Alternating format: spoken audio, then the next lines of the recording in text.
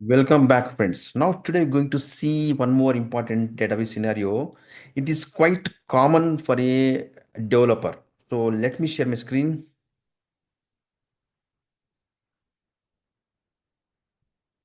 Hope you guys are able to see my screen. Now, scenario is very simple, but it is very important to practice. Okay. So, here, if you see the input, right, there are some products are there, and the products are categorized. So, iPhone is a product of electronics.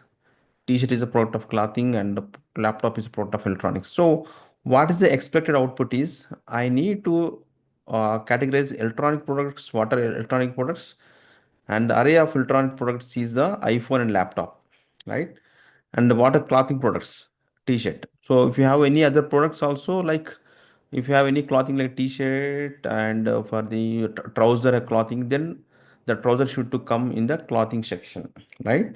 So we need to categorize the products based on the category, electronics or something like, right?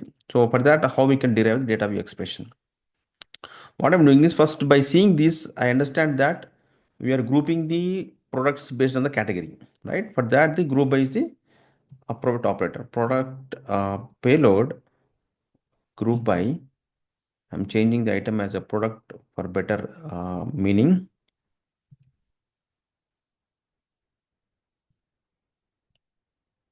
Product dot category. So I got the output, right? Then in the electronics, I don't need the product, everything, just I need to simple array. Electronics and sorry, iPhone and laptop. For clothing, I need only t-shirt, right? So what we can do is for that we can use the pluck operator, pluck, right? So there are two items in the object. So I got the two, right? Now first is I want to print the this thing category. So that is there in the key. If you see the old, if you remove this one, right? If you remove the plug, you can able to see,